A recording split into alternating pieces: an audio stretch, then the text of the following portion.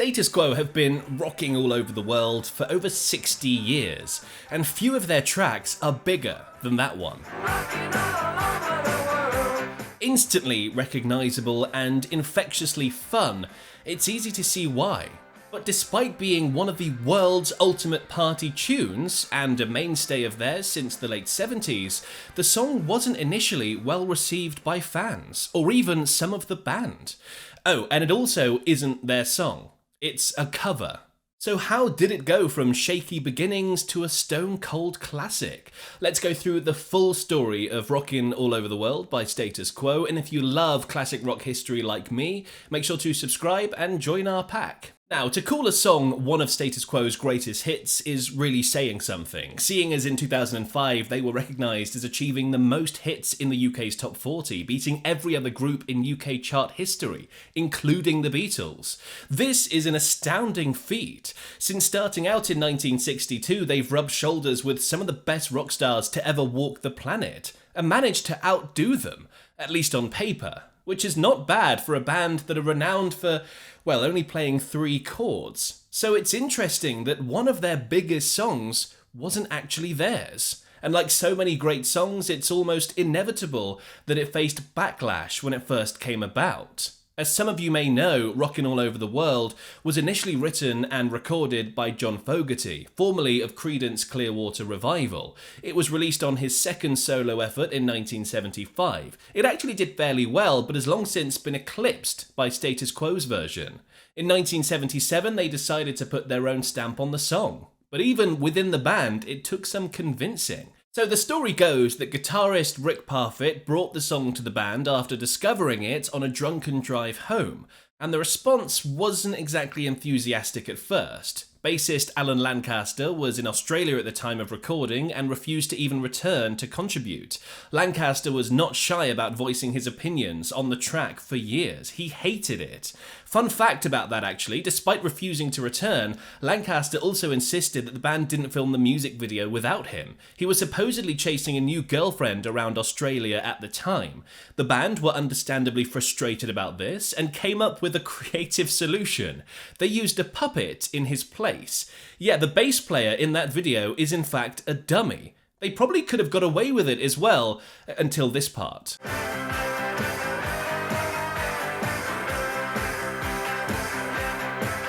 I mean, there's no hiding that, is there? Anyway, singer Francis Rossi had his reservations about the song too. It sounded a bit piddly, to be honest, but me and Rick used to joke that we could quo up anything with a guitar on it. So that's what we did. And so the band headed to the studio to do exactly that, and also work on their 10th studio album, which ended up being named after the single. Now, due to some tax problems, recording had to take place outside of the UK. After initially dismissing several studios as not up to scratch, they settled in at Boha Studios in Sweden. They took with them a new producer in Pip Williams, and this is where a lot of the division in the band and with the fans really started. Up until this point, the band had become known for their wall of sound. They played loud, driving rock and had an energetic live show. They had evolved from more psychedelic roots into an out-and-out boogie rock band.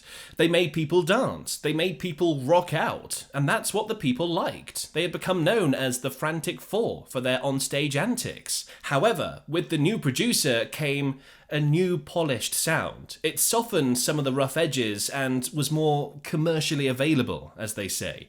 And almost inevitably in these scenarios, the fans were unimpressed. Our old fans hated it. We had so much mail going, what the f*** is this? But that song brought in loads more new fans. Now, producer Pip Williams defended the change in approach. They were under immense pressure to clean it up a bit. Quo used to record with Damon Leon Shaw at IBC on Portland Place. And it was a case of set up the stacks and play loud in the studio, for better or for worse. I can see the appeal of that, but they had never had any success in the States after Pictures of Matchstick Men. And so the idea was to bring in someone who could clean things up a bit, and make them more commercial with perhaps an American slant. And it wasn't just the fans who hated the new sound either. Singer Rossi and bassist Lancaster had both heavily criticised the album, whilst guitarist Rick Parfitt staunchly defended it. It was one of the few things that Lancaster and Rossi agreed on.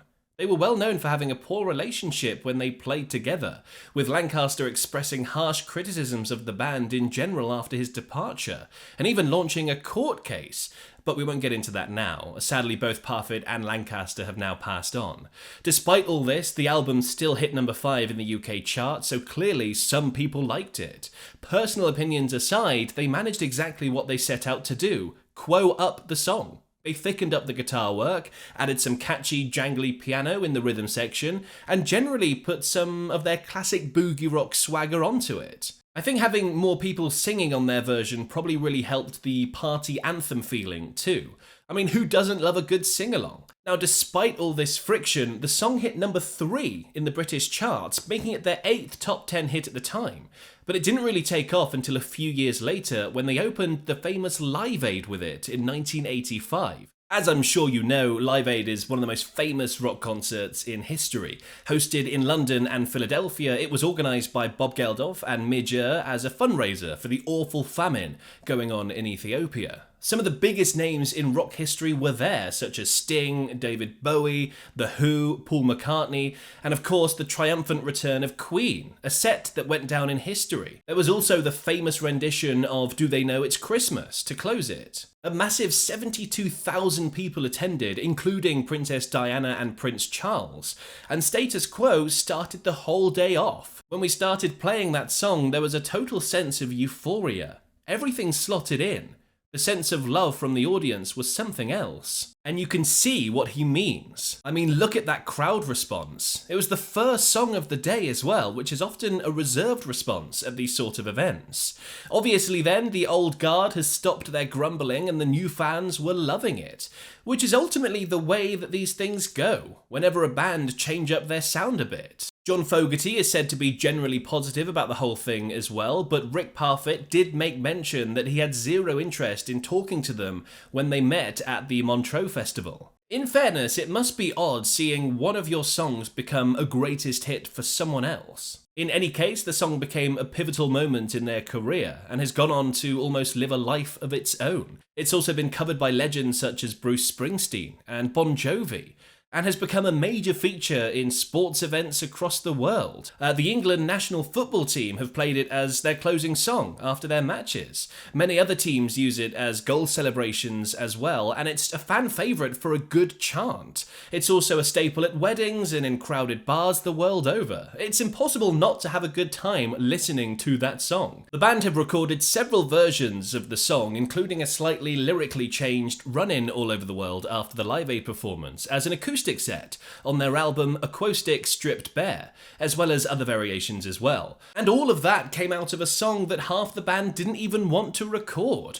Exactly how Simple Minds didn't want to record what would become their biggest hit ever. There's a fascinating story behind that actually, and I've made a whole video about it. Click over there to watch it next.